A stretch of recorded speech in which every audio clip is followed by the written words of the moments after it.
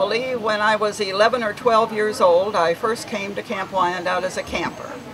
And that would have been back in 1935, 1936.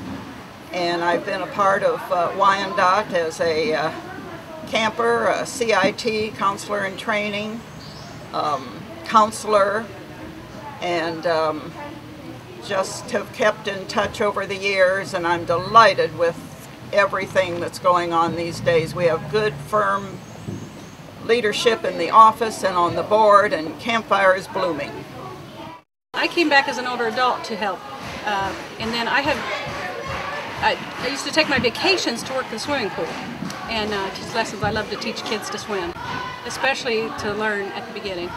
And so this is a special place. I came to camp every summer, and then I got involved in the CIT program, the counselor and training program in high school, and that just sort of led to being a counselor right after high school through my college years.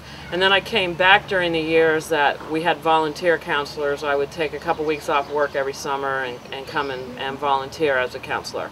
And I started coming to camp when I was 7 years old, and I came every year after that, and I was a counselor in training, a counselor, and ultimately became the camp director. I didn't have any choice. My grandparents helped build this place, and my mom came down, and then my generation came along. I came down with my sisters when it was still Camp Fire Girls, and then my kids all came through here, and so they were fourth generation Camp Wyandot kids, and one of them's expecting a child, so we're working on our fifth generation. The legs are back, woody low. The council fires had very special meaning there too. There might be some tears because it was the very last night, but the songs brought a lot of happiness to us, and the lighting of the campfire and the promise to return again. And the morning sings around the council fire each day. Got the day off to a wonderful start. Those are among many happy memories. You know, my favorite memory as a counselor is just seeing, I think, the kids grow through the week as a group, probably, and seeing them be able to experience things they've never experienced. I think the hikes to Saltpeter and to Paradise were always a favorite. I mean, it was a long hike, but it was just so beautiful there. And even just, you know, just taking a leisurely stroll in later years when we do weekend camping with my kids' campfire group, just walking in the hills in the fall, it was so beautiful. The leaves were just beautiful. I was an only child, and so didn't have any siblings, and so it was a really neat experience for me to get to come here and have sisters. I loved it. I loved it.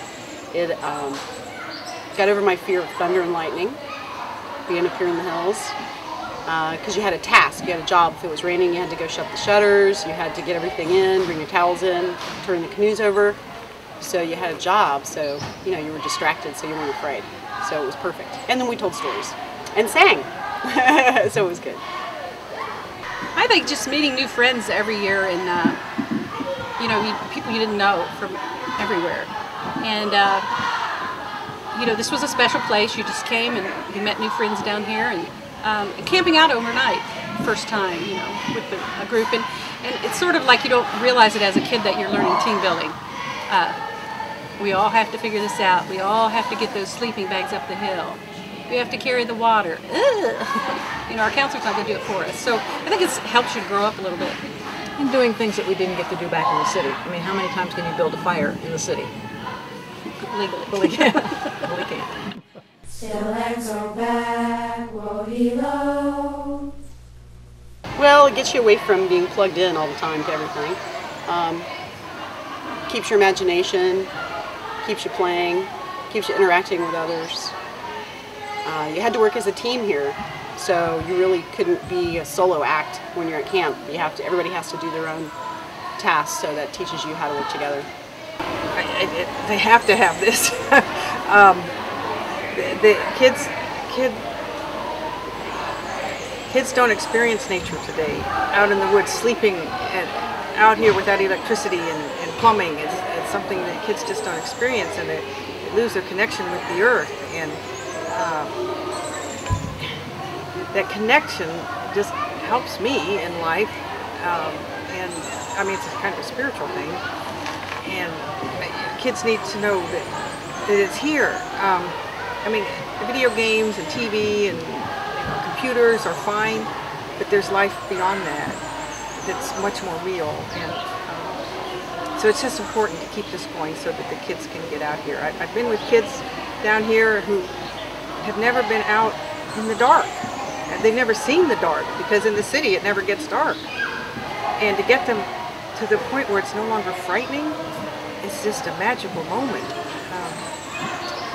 To hear these sounds, to go to sleep hearing frogs croaking, just to offer that experience to them, I think enriches their lives and gives them self-confidence that they can do it. And just time away from home, away from their parents, to realize that they can exist without their parents. It helps, with the maturity. Getting kids down here living in a cabin with a group of other kids. Learning cooperation and give and take, and cleaning up after yourself. Little simple, basic things that makes living together easier. Maybe if some world leaders had more of this, we'd have more peace in the world today. Still legs are back, woody low. I'm just so thankful that our parents sent us to camp so that we had this experience. Because had we not been in Bluebirds, we probably never would have come here. So I think we've both been really blessed with having parents that wanted us to do something fun in the summer. I don't think I'd be the same person. I don't know what I'd be like, I don't know what I'd be doing, but this place, it's the only place I keep coming to. I love this place. I think everybody that's been here feels the same way. It's just the place always calls you back. And I keep coming back now because I'm home when I'm here. And it's a privilege to share this with everyone and keep it alive. Well, it's hard to believe that 80 years have gone by since this camp first opened. Campfire is on the right path with getting the children out of the living room and back to nature. I'm so proud of Campfire for the stand they've made on this. It's successful and they're making strides, and we're on our way.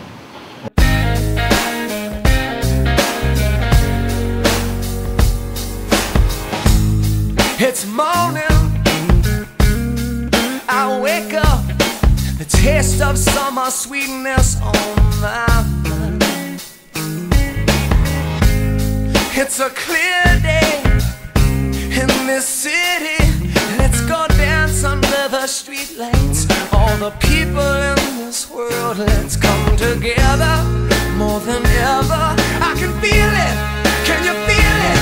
Come on over, down to the corner. My sisters and my brothers of every different color. Don't you feel that sunshine? Telling you to hold tight, things will be alright. Try to find a better life. Come on over, down to the corner. My sisters and my brothers, there for one another, won't you? Come on over. Man, I know you wanna let yourself go.